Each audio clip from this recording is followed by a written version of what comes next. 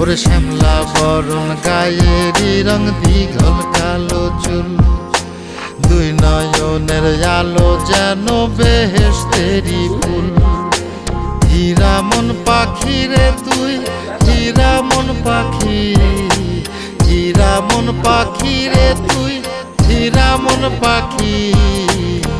তোর আশায় আশায় আমি কণ্ঠ চাইয়া থাকি, তোর আশায় আশায় আমি কণ্ঠ চাইয়া থাকি।